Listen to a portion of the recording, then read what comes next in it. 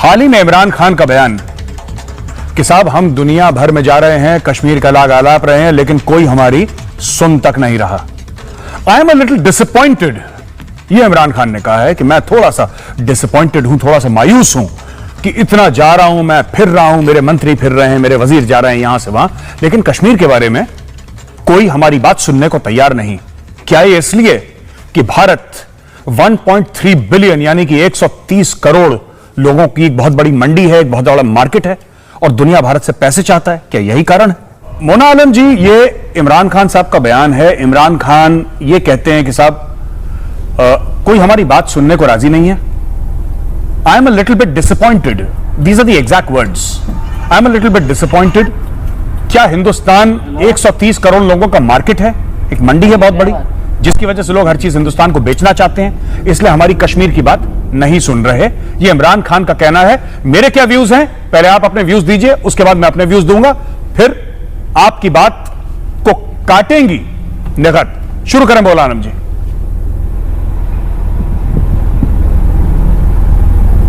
Thank you गौरव साहब, और मुझे सबसे पहले अप्रिसिएशंस मेरी तरफ से आपके इस अच्छे फॉर्मेट के लिए कि हम 2 मिनट तक हमारे पास जो भी है हम वो बात रख सकते हैं बगैर इंटरप्शन के, क्योंकि इंटरप्शन सबसे बड़ा प्रॉब्लम होता है जब आप एक दूसरे मीडिया से इंटरेक्ट कर रहे होते हैं, वो भी जब आपके बीच में इतनी हॉस्टिलिटी हो। तो ये बात बिल्कुल ठीक है, मैं आपकी स्टेटमेंट्स को मैं बिल्कुल नहीं झुटला रही। This is exactly what Imran Khan has said, और उसकी वजह भी उन्होंने अपने साथ उसी सांस में बता दी है। पाकिस्तान की तरफ से कुछ फ्लॉज ये थे कि हमने पाकिस्तान में कुछ लोगों ने ये एक नैरेटिव हमेशा अपना रखा कि नेशनल इंटरेस्ट से आगे बढ़कर ह्यूमैनिटेरियन बेसिस पर जो मुल्क होते हैं या कौमें होती हैं उनके इंटरेस्ट होते हैं। अब मुझे खुशी है कि वो जो कुछ लोग भी पाकिस्तान में थे जो ये नैरेटिव रखते थे, उनको ये रियलाइजेशन हो गई है कि हर मुल्क का, हर नेशन का अपना एक नेशनल इंटरेस्ट होता है और उसी के हिसाब से चला जाता है। इस वजह से जाहिर है कि जो इकोनॉमिक इंटरेस्ट्स हैं, जो भारत जैसी बड़ी मंडी के साथ पूरी दुनिया के अटैच्ड है, वो हमारे सामने हैं। और इसी वजह से कोई एक इसमें मुझे कहने में कोई सेंटेंस में कोई झिझक नहीं होनी चाहिए कि दूसरे के फट्टे में लोग अमूमन टांग नहीं अड़ाते और अपने आप को थोड़ा सा अलग रखते हैं और डिप्लोमेसी के साथ चलते हैं। ये एक जनरल एसओपी है जो होती है और हमें इसमें कुछ नहीं। जैसे ईरान का और जो सऊदी अरेबिया का भी कॉन्फ्लिक्ट है, कल इमरान खान ने ये भी उन्होंने बताया कि डोनाल्ड ट्रंप ने और इवन क्राउन प्रिंस मोहम्मद बिन सलमान दोनों ने कहा कि आप ईरान के साथ कोई हमारी सुलह करवाएं। तो ये देखें, ये भी एक ऐसी चीज है कि पाकिस्तान न्यूट्रली चला है, पाकिस्तान किसी भी रिलीजियस सेक्ट का हिस्सा नहीं बनता और पाकिस्तान इसमें न्यूट्रलिटी से अपना काम करता है अदा। तो इसलिए पाकिस्तान को भी ये कहा गया कि आप हमारा मसला हल कराएं, हम कभी भी किसी भी इनके इस तरह के कॉन्फ्लिक्ट में नहीं पड़े। उसी की वजह से वो लोग उसको कश्मीर पे अप्लाई करते हैं, क्योंकि कश्मीर इंडिया और पाकिस्तान के बीच का एक कॉन्फ्लिक्ट है और इसके अंदर वो लोग नहीं पढ़ना चाहते हैं, वो लोग सेफ प्ले करना चाहते हैं क्योंकि उनके इकोनॉमिक इंटरेस्ट्स हैं, हम ये बात जानते हैं। लेकिन दिल में वो आपसे देखें कि सेफ प्ले करते हैं।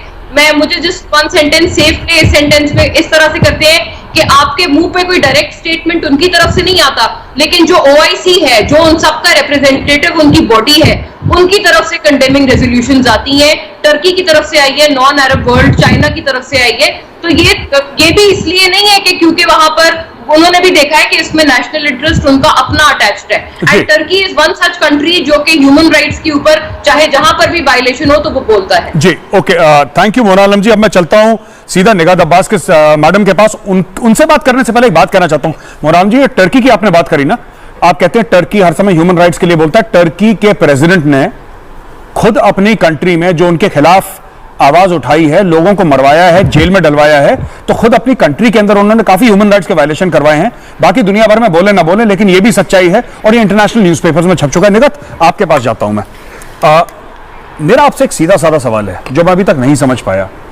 इमरान खान पाकिस्तान के बारे में कम बोलते हैं, कश्मीर के बारे में ज्यादा बोलते हैं, और मैं आपसे यह समझना चाहता हूं, वो प्रधानमंत्री अब पाकिस्तानी बोलते हैं selected elected, that is none of our business, हमारा कोई मतलब नहीं है इलेक्टेड हो सेलेक्टेड हो, वो लीगल प्राइम मिनिस्टर हैं पाकिस्तान के, that is all that we are concerned about. मैं ये कहना चाहता हूं, जितना वो कश्मीर कश्मीर करते हैं उतना पाकिस्तान पाकिस्तान क्यों नहीं करते? मैं बड़ा सरप्राइज था और आगे चल के हम आपको ये दिखाएंगे भी। मैं वापस इस चीज पे आऊंगा।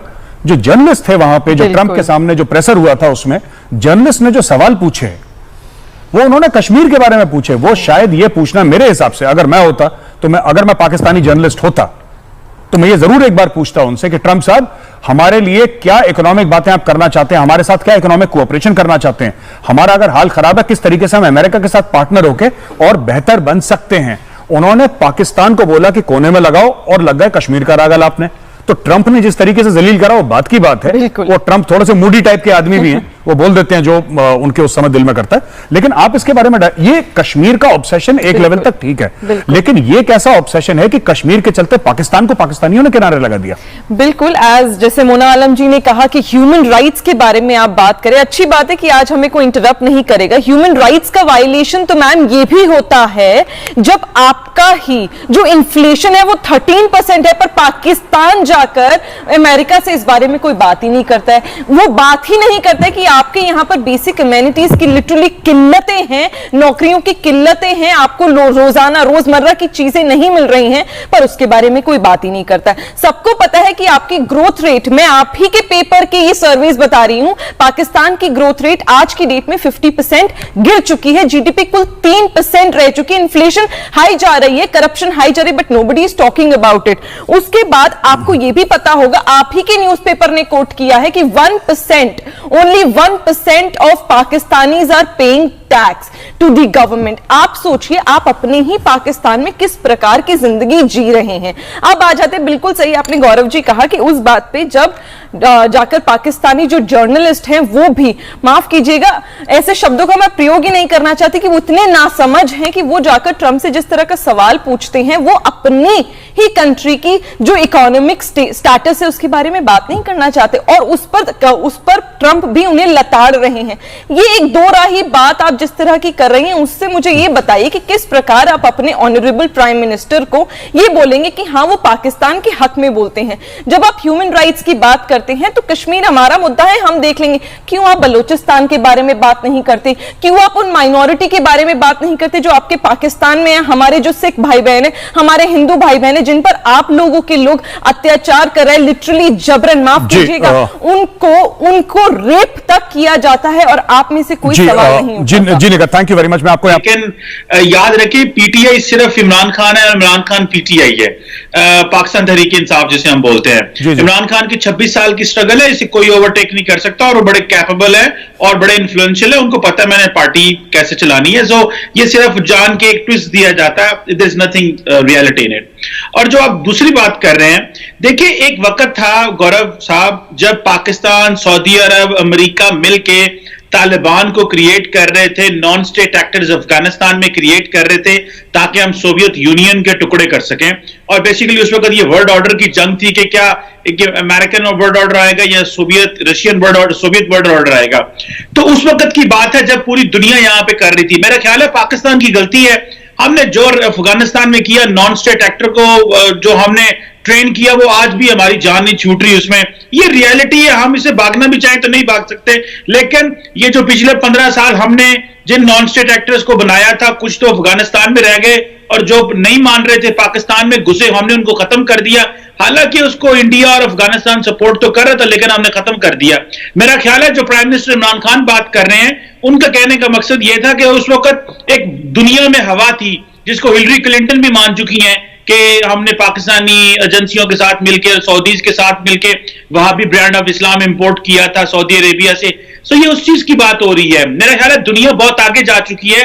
आज जो बात हो रही है वो ये है कि अभी इकोनॉमी पे बात करेंगे, पाकिस्तान में डेवलपमेंट पे बात करेंगे, चाइना पाकिस्तान इकोनॉमिक कॉरिडोर। हम बात कर रहे हैं कि जी अब पाकिस्तान के पास एनर्जी इंफ्रास्ट्रक्चर है, अब पाकिस्तान के पास फिजिकल इंफ्रास्ट्रक्चर है, अब हमने आगे कैसे जाना है। और हम किसी किस्म की जंग में इन्वॉल्व नहीं होना चाहते, और इसमें डेफिनेटली इंडिया हमें एंगेज करना चाहता है, लेकिन हम अवॉइड करेंगे ताकि, और दुनिया को पैगाम जा चुका है कि इस वक्त इंडिया अग्रेसर है और पाकिस्तान जो है वो सिर्फ और सिर्फ बात करना चाह रहा है, लेकिन इंडिया स्पेस नहीं दे रहा। और मेरा ख्याल है पाकिस्तान में मूड चेंज हो गया आर्टिकल 370 की रिवोक करने के बाद, अब इंडिया से बात नहीं होगी।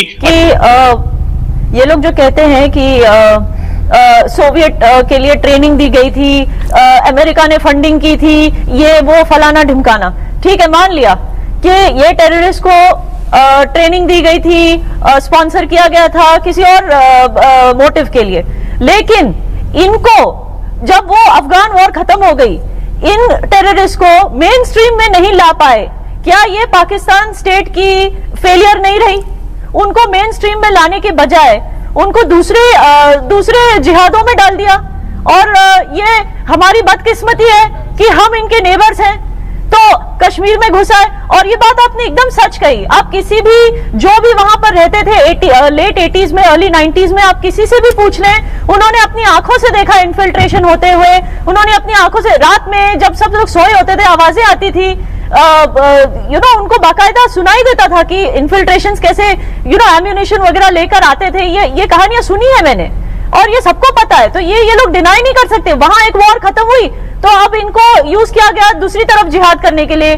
तो ये लोग कितना भी चाहे कर ले, किसी और पे ब्लेम कर ले, लेकिन टेररिस्ट जो ऑर्गेनाइजेशन है उसको मेन स्ट्रीम में ना ला पाए, ये इनकी गलती है। और ये इसको डिनाई नहीं कर सकते। ये जो 40,000 टेररिस्ट जिसकी बात करते हैं इमरान खान, उनके लिए उनको मेन स्ट्रीम में नहीं ला सके, ये इनकी सबसे बड़ी फेलियर रही है जी। और दूसरी बात, ये लोग जो कहते हैं टर्की और चाइना, मोना आलम जी ने कहा टर्की और चाइना हमें सपोर्ट करते हैं, तो टर्की के बारे में तो वैभव जी ने कह दिया कि ये भी कोई कंट्री है जो सपोर्ट करती है। और दूसरा, मैं चाइना के बारे में बोल दूं, आपको पता है चाइना तो अब एक स्टेप और आगे चला गया है। उइगुर के बाद उन्होंने मोहम्मद नाम बैन कर दिया है। अब चाइना में कोई भी अपने बेटे का नाम मोहम्मद नहीं रख सकता। सोचो, ऐसी कंट्री जो खुद कम्युनिस्ट है वो कह रही है कि ह्यूमन राइट्स वायलेशन इंडिया कर रही है कश्मीर पे। ये तो सबसे बड़ा मजाक है। जो लोग हांगकांग में कर रहे हैं ये तो सब देख रहे हैं। बिल्कुल। उसके बाद चाइना को तो कोई हक ही नहीं है बोलने का जी। और फिर बात आती है इमरान खान पे। देखिए, जो अभी हाँ जी, जो हाउडी मोदी में हुआ, मैं उसके बारे में एक बार कह दूं कि इमरान खान साहब के साथ जब ट्रंप मिले और मोदी जी के साथ जब ट्रंप मिले, ट्रंप तो है मुनाफेदार आदमी है, कैपिटलिस्ट पर्सनालिटी है वो, और उनको पता है कि मोदी जी से हमें वोट्स भी मिलेंगे और नोट्स भी मिलेंगे, और उनको at the same time Pakistan के भी वोट्स चाहिए। उसके बावजूद जितने वो डिप्लोमेटिक हो सकते थे, उसके बावजूद जो दो प्राइम मिनिस्टर्स को उन्होंने बयान दिए, उन दोनों में फर्क साफ दिखता है। उन्होंने 4 मुद्दों पे बात की थी। उन्होंने बात की ट्रेड पे, उन्होंने बात की सिक्योरिटी पे, उन्होंने बात की रिलेशनशिप पे, और दोनों लीडर्स के पर्सनालिटी पे। तो ट्रेड के बारे में उन्होंने क्या बोला कि इंडिया तो इनिशिएटिव ले रहा है 60 बिलियन यूएस का, वहां पे इन्वेस्टमेंट होने वाला है, 50,000 जॉब्स होने वाली है क्रिएट। और पाकिस्तान के बारे में क्या बोला? पाकिस्तान के साथ तो अमेरिका का ट्रेड फिगर एकदम ही बढ़ता है। पहली बात तो यह है कि जो भारत की जो अकलियत है वो पाकिस्तान की कुल आबादी से ज्यादा है, तो इतनी बड़ी अकलियत तो कोई परेशान नहीं कर सकता, पहली चीज। और दूसरी बात कि इन्होंने क्या कहा कि मईशत जो है, इकोनॉमी पाकिस्तान की वो बड़ी बूम कर रही है, ट्रेड डेफिसिट कम हो रहा है। आपने इंपोर्ट बंद कर दिया, आपके पास पैसे नहीं है देने को, कोई इंपोर्ट करने के लिए पास पैसा नहीं है कुछ खरीदने के लिए, तो ट्रेड डेफिसिट अपने आप कम हो गया। उसमें कोई इमरान खान का कोई रॉकेट साइंस नहीं था। आपके पास तो ये हालत हो गई थी कि आपको अपना फाइनेंस मिनिस्टर और स्टेट बैंक का गवर्नर तक आपको IMF से उधार लेके आना पड़ा है। आप अपना फाइनेंस मिनिस्टर भी खुद नहीं बना सकते, आपने जिसको बनाया था उसको हटा दिया आपने 1 साल बाद। और तीसरी बात, ये अभी मोना आलम कह रही थी कि टर्की और ये बड़ी ह्यूमन राइट्स में, उस पर बात कर लूं कि एर्दोगान वो शख्स है जिसने कुर्दों को मारा। हालांकि वो कश्मीरी मुसलमान नहीं है, तो इनके लिए तो जो कश्मीरी मुसलमान नहीं है वो डिस्पोजेबल है, उसको आप मार सकते हो, चाहे बलोच हो, पश्तून हो, कुर्द हो या कोई और हो। तो वो कुर्दों को मार रहा है, उसने आईसिस का सबसे बड़ा सपोर्टर रहा है। आईसिस के जो इलीगल ट्रेड्स हुए हैं उसमें सबसे ज्यादा बेनिफिट एर्दोगान के बेटे को हुआ है, इलीगल ऑयल ट्रेड का और बाकी जो ट्रेड हुई है। और ये मोना आलम ने एक बात और कही कि ओआईसी के मुतालिक जो है जुल्फिकार अली भुट्टो ने एक बहुत तारीखी बात कही थी कि जुल्फिकार अली भुट्टो और उनके फॉरेन सेक्रेटरी बैठे थे, तो उनके फॉरेन सेक्रेटरी ने बोला कि सर ओआईसी की ये कंट्रीज आ रही हैं, वो कंट्रीज आ रही हैं। तो जुल्फिकार अली भुट्टो ने बोला कि एक बात बताओ, 1 0 को 50 0 से मल्टीप्लाई करोगे तो भी रिजल्ट 0 ही आता है। तो ओआईसी वही है, आप 50 0 को एक दूसरे से मल्टीप्लाई कर देंगे, रिजल्ट 0 है। पाकिस्तान खुद 0 है। तो ये एक इनकी बात है। और मैं एक बात और इसमें ऐड कर देना चाहूंगा कि पाकिस्तान की प्रॉब्लम सिर्फ एक है, एक बेसिक प्रॉब्लम है, वो ये है कि इन्होंने 70 साल तक इन्होंने सिर्फ बिजनेस किया है, चूरन बेचा है। एक चूरन कश्मीरियों को बेचा, एक हिंदुस्तानियों को बेचा, एक दुनिया को बेचा और एक पाकिस्तानियों को बेचा। कश्मीरियों को बेचा कि हम एक दिन उठेंगे मोहम्मद बिन कासिम की तरह और आकर के पूरा दिल्ली तक फतह कर लेंगे और तुम्हें आजादी दिला देंगे। हिंदुस्तानियों को चूरन बेचा कि भाई हम अमन चाहते हैं, लेकिन प्रॉक्सी वॉर जारी रखी। पाकिस्तानियों को चूरन बेचा कि हम तो गजनवी के वो है सक्सेसर्स हैं, हम एक दिन पूरा हिंदुस्तान जो है वो कब्जा कर लेंगे। दुनिया को बेचा कि अगर हम नहीं होंगे तो पूरी दुनिया में तो इतना आतंकवाद हो जाएगा, ये तालिबान और ये सारे अलकायदा फैल जाएंगे कि आप लोग संभाल लें। Please subscribe and share my channel.